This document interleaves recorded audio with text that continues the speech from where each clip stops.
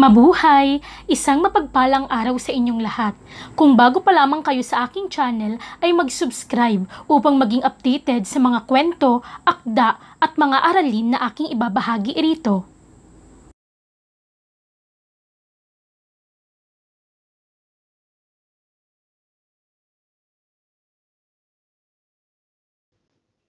Sa babasahing sanaysay na isinulat ni Plato, higit mo siyang makikilala na taglay niya ang mataas na karunungan. Masasalamin mo rin ang pilosopiyang pinagbatayan niya mula sa paksang kanyang tinalakay sa sanaysay. Gayon din, bigyan mo ng pansin kung paano nakatutulong ang sanaysay sa pagbuo ng sariling pananaw at paano ito magagamit upang magkaroon ng kamalayan sa kultura at kaugalian ng isang bansa.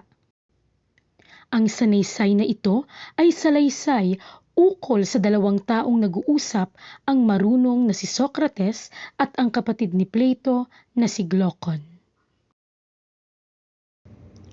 Ang alegorya ng yungib, sanaysay mula sa Greece, mula sa Allegory of the Cave ni Plato, isinalin sa Filipino ni Willita A. Enrijo. At ngayon, sinasabi ko na hayaan mong ipakita ko ang isang anyo na dapat mabatid o hindi mabatid tungkol sa ating kalikasan. Pagmasdan, may mga taong naninirahan sa yungib na may lagusan patungo sa liwanag na umaabot sa kabuuan nito. Sila'y naroroon mula pagkabata at ang kanilang mga binti at leeg ay nakakadena, kung kaya't hindi sila makagalaw. Hadlang ito sa pagkilos pati ng kanilang mga ulo. Sa di kalayuan, sa taas at likod nila ay may apoy na nagliliyab. Sa pagitan ng apoy at mga bilanggo, may daang papataas. Kung ang paningin mo ay dadako sa mababang pader nito, maihahalin tulad ito sa isang tabing na pinagtatanghalan ng mga puppet. Nasilayan ko. At nasilayan mo rin ba ang mga taong dumadaan sa pagitan ng mga dingding na may daladalang mga monumento at larawan ng mga hayop na likas sa kahoy at bato? Ang iba sa kanila ay nagsasalita. Ang iba ay tahimik. Naipakita mo sa akin ang kakaiba nilang imahe. Sila nga ay kakaibang mga bilanggo. Katulad natin, ang tugon ko na ang tangi nilang nakikita ay pawang sarili nilang mga anino. Totoo, ang sabi niya, paano nila makikita ang anuman kung hindi sila pinahihintulutang gumalaw maging ang kanilang mga ulo? At may mga bagay na dapat lamang dalhin sa paraang dapat lamang makita ng mga anino. Oo, sabi niya. At kung nakaya nilang hindi sumang-ayon sa isa't isa, hindi ba nila ipinalalagay na sila ay tumutukoy ng kung ano paman para sa kanila? Tunay nga. At higit pang pagpapalagay na ang mga bilanggo ay may alingaw-ngaw mula sa ibang dako. Hindi ba nila natitiyak na baka guni-guni lamang ito ng isang dumaan at may ipinagpapalagay tungkol sa pinagmula ng tinig? Walang tanong-tanong ang tugon. Sa kanila, ang sabi ko, ang katotohanan ay walang kahulugan kundi ang anino ng mga imahe. Iyan ang tiyak. Ngayon, balikan muli natin kung ano ang likas na magaganap kung sakaling ang mga bilanggo ay maging malaya at di maaabuso sa kanilang pagkakamali. Sa una, kung ang isa sa kanila ay mapalalaya at biglang tumayo, lumingon, lumakad at tumingin patungo sa liwanag, magdurusa sa sobrang sakit. Ito mismo ang magpapalungkot sa kanya. Gayon din, hindi niya makikita ang dati niyang kalagayan sapagkat ang tanging nakikita niya ay mga anino lamang. Pagkatapos isa-isip, tinura ng isa na ang kanyang nakikita noong una ay guni-guni lamang. Ngunit ngayon, siya ay papalapit na sa pagkatao. Nakikita niya, mayroon na siyang maliwanag na pananaw. Ano ang magiging tugon niya? O kaya'y maaari mong isipin na ang kanyang guro ay nagtuturo ng mga bagay na dapat niya lamang kilalanin. Hindi ba siya nagugulumihanan? Hindi kaya siya mahumaling na ang anino na kanyang nakita noong una ay mas tunay kaysa mga bagay na nakikita niya sa kasalukuyan? malayong katotohanan. At kung siya ay napilitang tumingin ng diretso sa liwanag, wala ba siyang nararamdamang sakit upang siya'y magkubli sa nakikitang bagay? Kanya bang aakalain na siya ay nasa katotohanang mas maliwanag kaysa mga bagay na nakikita sa kasalukuyan?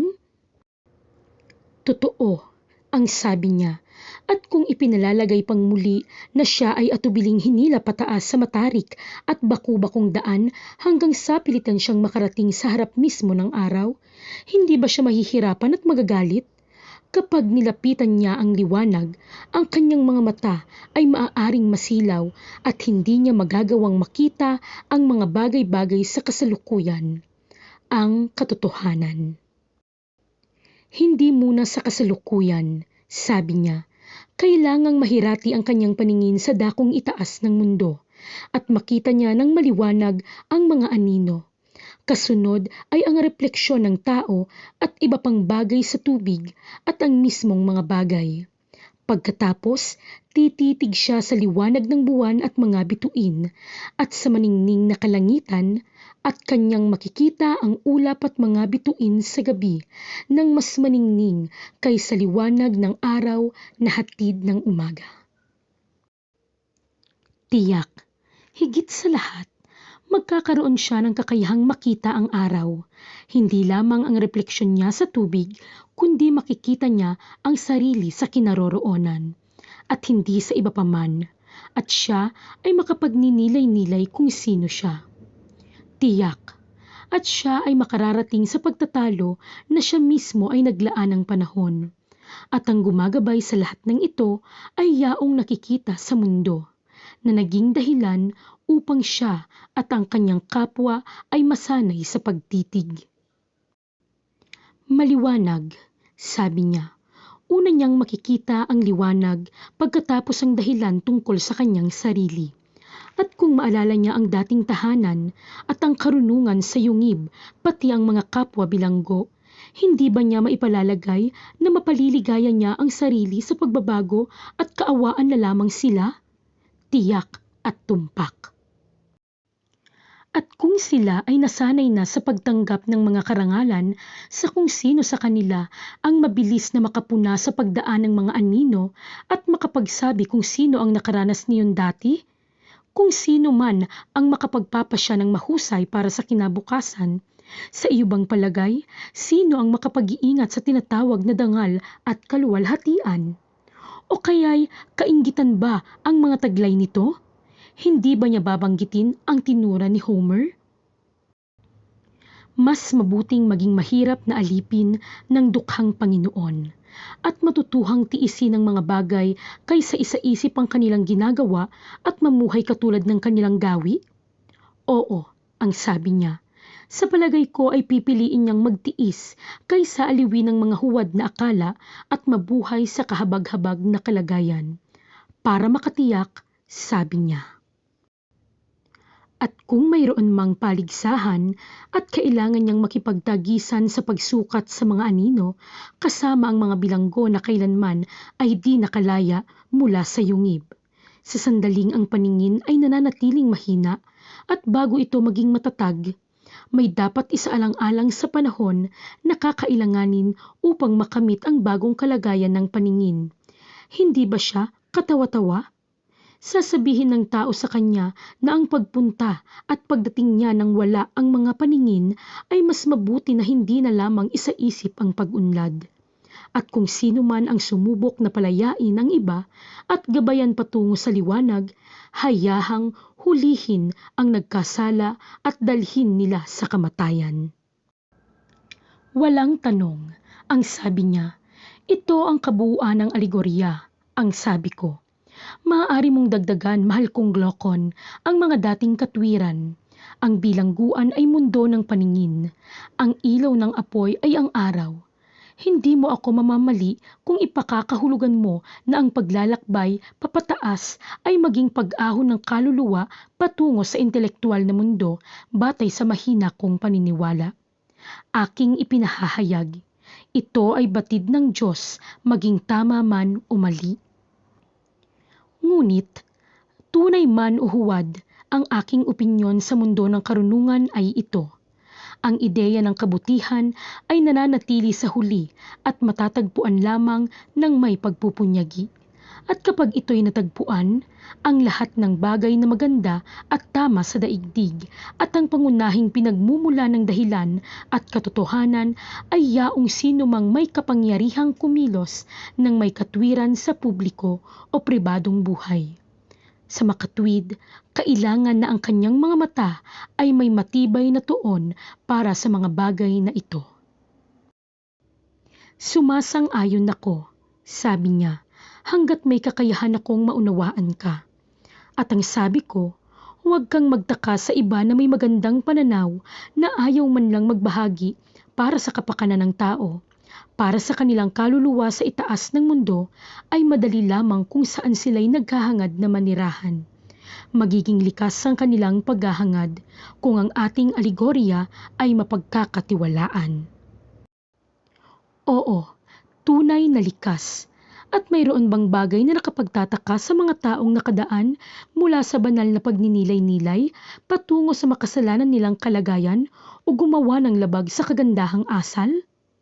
Samantala, habang ang kanyang mga mata ay kumukurap bago siya mahirati sa kadiliman, siya ay mapipilitang lumaban sa korte o sa ibang lugar tungkol sa anino ng imahe ng katarungan at mapagpunyaging maunawaan ng ganap ang katarungan. Anuman, ngunit kamangha-mangha ang kanyang tugon.